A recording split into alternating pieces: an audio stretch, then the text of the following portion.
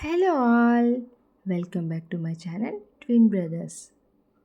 ఇప్పుడు నేను దర్శన్ని ట్యూషన్లో డ్రాప్ చేయడానికని దర్శన్ తీసుకొని వెళ్తున్నానండి. దర్శన్ అయితే రెగ్యులర్గా ట్యూషన్ దగ్గర డ్రాప్ చేసేది డాడీయేనండి. డాడీ అవైలబిలిటీలో లేనప్పుడు నేను వెళ్తానండి.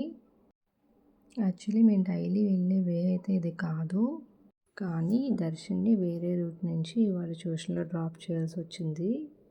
ఎందుకంటే నిన్న నేను దర్శన్ ట్యూషన్కి వెళ్ళేటప్పుడు ఒక ఇన్సిడెంట్ జరిగిందండి. నాకైతే చాలా అంటే చాలా భయం వేసింది. యాక్చువల్లీ మీ ఇంటి దగ్గర బయలుదేరేటప్పుడే మాకు ఇద్దరు అన్నోన్ పర్సన్స్ మా మమ్మీ వాళ్ళ ఇంటి గేట్ దగ్గర కనిపించారండి. మేము ఆల్మోస్ట్ కిందకు వచ్చేసినాక దర్శన్ వాటర్ బాటిల్ మర్చిపోయాడని చెప్పి నేను మళ్ళీ దర్శన్ పైకి పంపించి నేను కింద ఉన్నాను. ఈ ఇద్దరు అన్నోన్ పర్సన్స్ ఫస్ట్ వాళ్ళ బిహేవియర్ నాకు కొంచెం డిఫరెంట్గా అనిపించింది. నేనైతే వాళ్ళు అబ్జర్వ్ చేశాను అండ్ వాళ్ళు కూడా నన్ను అబ్జర్వ్ చేశారు.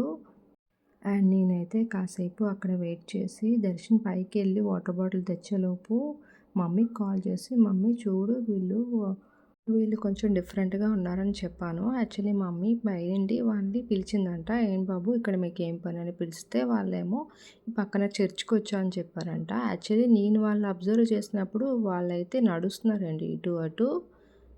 సరే మమ్మీ కూడా వాళ్ళు అబ్జర్వ్ చేసినాక మమ్మీ అయితే ఇంక మమ్మల్ని డ్రాప్ అయిపోమంది. వాళ్ళు ట్యూషన్కి వద్దు దర్శన్ ఉంచే అని చెప్పింది. కానీ మా వీధిలో అయితే చాలామంది లేడీస్ ఉన్నారు అక్కడ.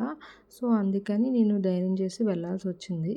సో నేను కొంత దూరం నడిచిన తర్వాత వెనక్కి తిరిగి చూస్తే ఎవరూ లేరు. వాళ్ళైతే ఇంక వెళ్ళిపోయారేమో, వాళ్ళు చెప్పింది నిజమేనేమో అని అనుకున్నాను. అయితే నేను దర్శన్ ట్యూషన్ వచ్చి మా ఇంటి దగ్గర నుంచి 1 km ఉంటుందండి.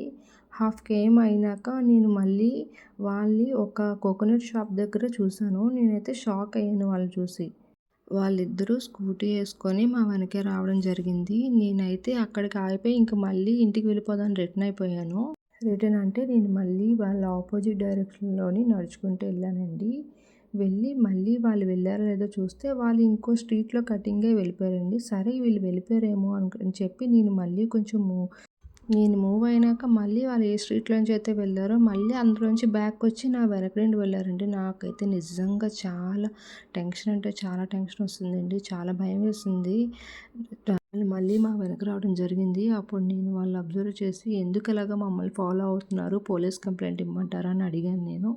వాళ్ళు అలా చూసుకుంటూ అలా ముందుకు వెళ్ళిపోయారు. నేను వెంటనే దర్శనం తీసుకొని వాళ్ళ ట్యూషన్లోకి వెళ్ళిపోయాను. వెళ్ళి వాళ్ళ ట్యూషన్ టీచర్కి జరిగిందంతా చెప్పాను ఇలా జరుగుతుందని.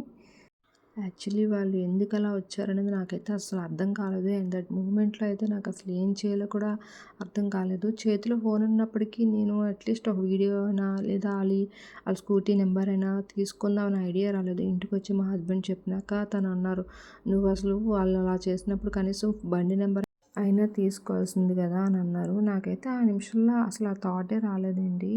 వచ్చిన తర్వాత ఆలోచిస్తే అలా చేసినా బాగుండేది. అసలు ఎందుకు వచ్చారు అనేది అయితే నాకైతే అర్థం కాలేదండి. నేనైతే వాళ్ళు చూడడం ఇదే ఫస్ట్ టైము. వాళ్ళు చర్చ్కి వచ్చినట్టయితే అక్కడ అయిపోయి, కానీ అక్కడ వరకు వచ్చి ఎందుకు ఫాలో అయ్యారు అనేది నాకు అర్థం కాలేదు. నిన్న ఇది జరిగిన తర్వాత నేను ఆ రూట్ చేంజ్ చేసి అందుకే ఈ రూట్ నుంచి ఇవాళ దర్శన్ని డ్రాప్ చేయడానికి వెళ్ళానండి. ఏదైనా కానీ డేస్ అయితే ఏం బాగాలేదు. మనం అంటే చాలా జాగ్రత్తగా ఉండాలి. ఎవరిని నమ్మాలో ఎవరిని నమ్మకూడదో కూడా నాకైతే అర్థం కావట్లేదు. ఎవరిని చూసినా భయం వేస్తుంది.